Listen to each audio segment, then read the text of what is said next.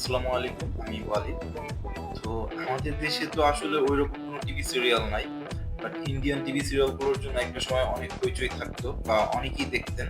এগুলো নিয়ে অনেক ট্রোল, অনেক সমালোচনা, অনেক পোস্ট দেখেছি। তো যাই হোক, রিসেন্টলি না, বেশ কয়েকদিন ধরেই চলছে।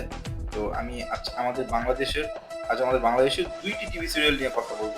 এক হচ্ছে 'ব্যাচেলর পয়েন্ট', বর্তমানে সিজন ৫ চলছে। যা নিয়ে বাংলাদেশে অনেক সমালোচনা রয়েছে। 'ব্যাচেলর পয়েন্ট' এর নির্মাতা হচ্ছেন কাজল আরিফিন অমি, এবং 'ব্যাচেলর পয়েন্ট' ইউটিউবের বঙ্গতে বা বঙ্গ আ আ প্ল্যাটফর্মে এটা রিলিজ হয়ে থাকে। ইউটিউবেও আপনি দেখতে পারবেন।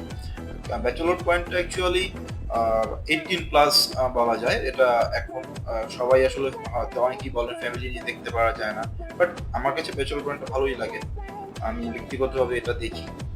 এন্টারটেইনমেন্ট জন্য ঠিক আছে। এটা আপনি বঙ্গ চ্যানেলে সাবস্ক্রাইব করেও দেখতে পারবেন বা ইউটিউবে সাপ্তাহিক ভিত্তিক এটাও দেখতে পারবেন।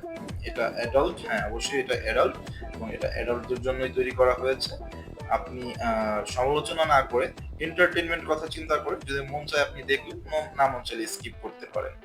এবং দ্বিতীয়ত হচ্ছে নতুন একটা নাটক শুরু হয়েছে।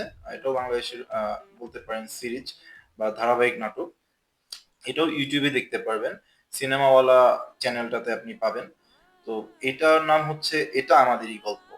এটা পরিবার ভিত্তিক একটি নাটক, এবং এর নির্মাতা হচ্ছেন মোহাম্মদ আ রাজ সম্ভবত। হ্যাঁ, আমি সম্পূর্ণ নামটা আমার ঠিক মনে নাই। মোহাম্মদ রাজ।